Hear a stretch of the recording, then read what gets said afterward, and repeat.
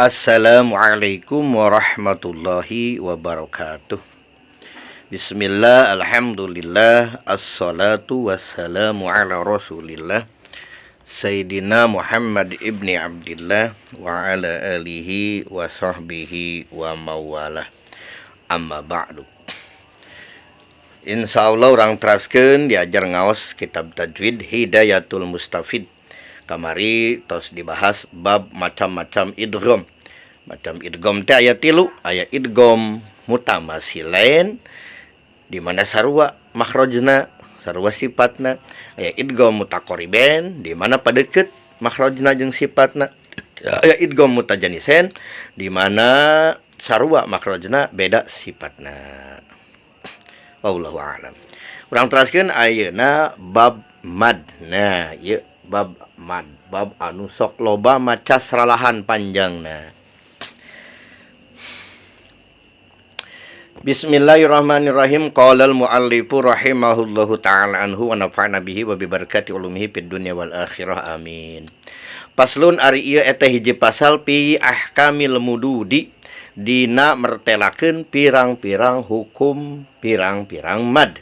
Wa aqsamiha sareng pirang-pirang bagianana mad. Pertanyaan, ma haddul maddi? Ma naon haddul maddi? Ari hadna mad, ari definisi mad, ari ta'rif mad. Amma lugotan anapon ari hadna mad, ari ta'rif mad lugotan mungguh lugoh. Eta pahua maka ari ieu mad eta almattu. Jadi mad cek lugoh mah eta almattu hartosna ngalebarkeun, ngaluaskeun atanapi manjangkeun gitu nya. Manjangkeun mad teh almattu. Wakila sareng diucapkeun mad teh naon aziyadatu. Nah, sareng menurut pendapat sejen bahwa cek lugoh mah mad teh aziyadatu. Naon aziyadatu teh? Hartosna nambahan, tegasna nambahan panjang. Jadi mad teh hartosna aziyadatu cek lugoh. Wa amma istilahan sareng anapun ari hadna mad, ari ta'rifna mad mungguh istilah ilmu tajwid. Ingdal qura'i mungguh ahli qura, ahli tajwid bisa. Eta pahua maka ari ieu mad eta itolatus syauti. Itolatus syauti nambahan suara, manjangkeun suara.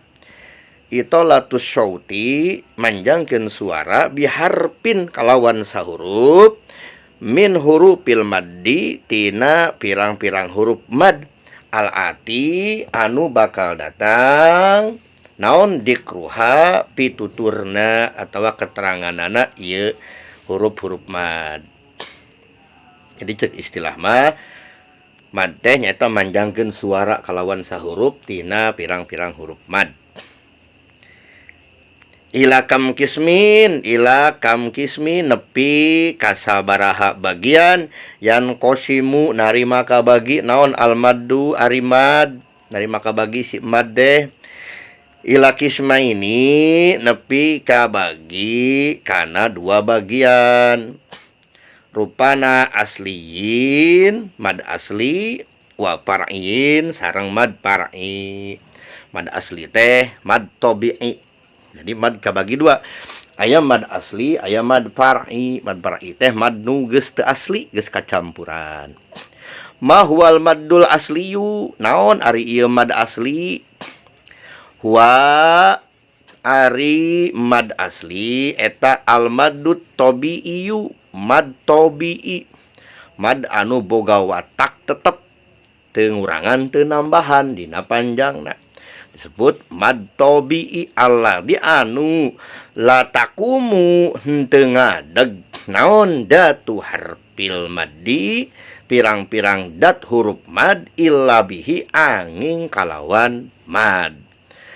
Jadi moal aya eta huruf-huruf mad kalau angin kalawan moal aya panjang gitu mah bisa ngadeg huruf mad angin kalawan mad gitunya. Angin kalawan dipanjangkeun eta mad tabi'i.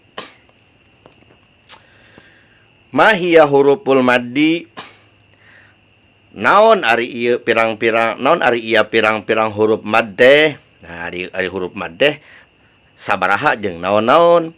Hiya ari pirang-pirang huruf mad eta salah satun aya 3 huruf mad mah. Rupana al wawu sakinatu hiji wawu anu paeh.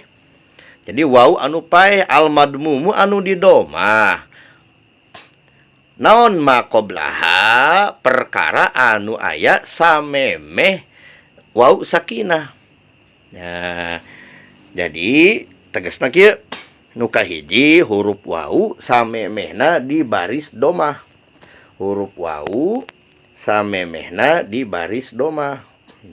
Wawu na paeh samemeh wawu di baris domah, maka ieu huruf mad.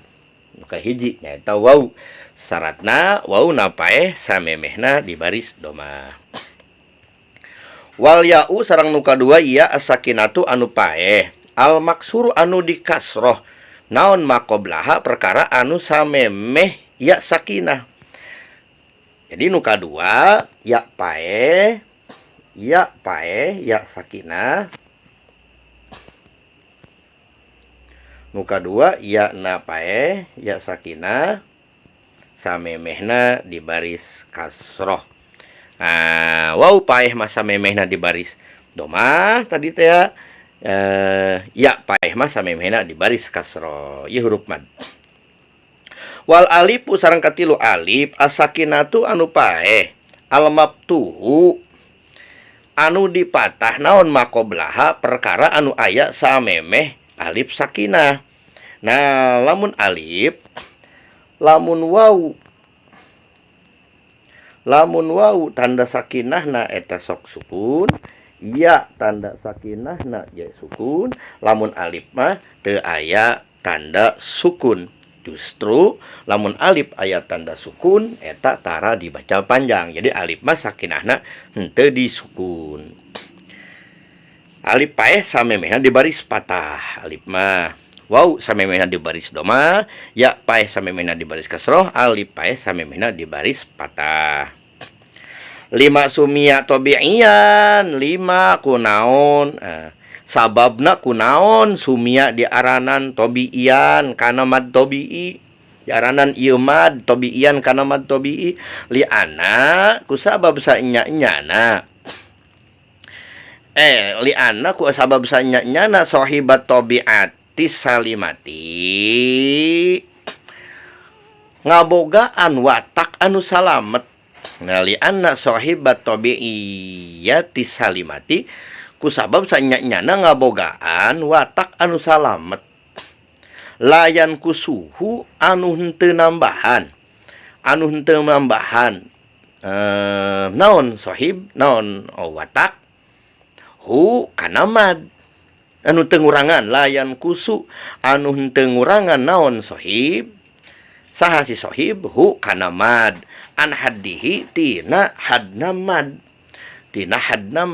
Wala yazidu sareng henteu nambahan si sahib alaihi kana mad. Jadi disebut tabi'i teh kusabab watakna salamet tina ngurangan panjang jeung tina nambahan panjang. Jadi kudu ngepas sabaraha. Nah ieu ma miqdaruhu madihi ma naon miqdaruhu palanggeranana kira-kira anana madihi panjangna ieu mad teu sabaraha panjangna ieu mad naon kira-kira ana madihi panjangna ieu mad miqdaruhu ari panjang ari miqdaruhu madihi ari panjang ari kira-kira madihi panjangna ieu mad eta alipun saalip. Miqdaru madihi ari kira-kira panjangna ieu mad eta alipun saalip, panjangna teh saalip.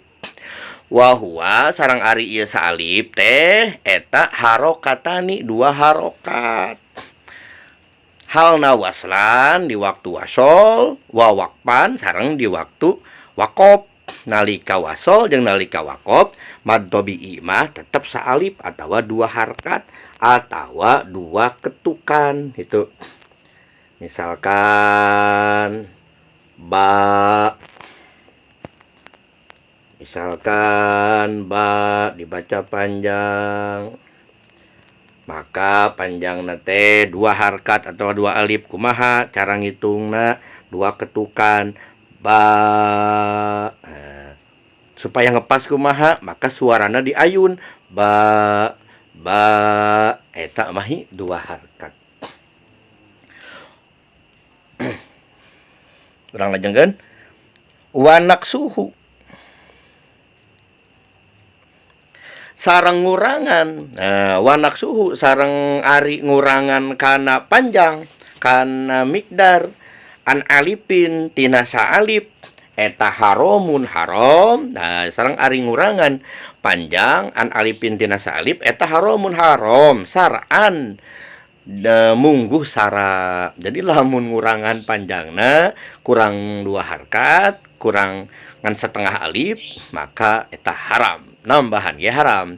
Misalul alifi ari contoh alif nya contoh mad tabi'i contoh huruf mad alif teh eta qala 2 harkat. Wa misalul wawi jeung ari contoh wau eta yaqulu. Wa misalul ya'i sareng ari contoh ya eta qila. Itu dia diayun qila, maka mahi 2 harkat. Sakitu penjelasan mad tabi'i. Ulah sampai salah dina waktu macana. Sabab mad tabi'i ma la yankusuhu an haddihi wa la yazidu alaihi. Teu ngurangan teu nambahan panjangna pas 2 harkat atawa saalif. Lamun ngurangan maka haramun. Haram syar'an mungguh sara. Wallahu a'lam bissawab. Assalamualaikum warahmatullahi wabarakatuh.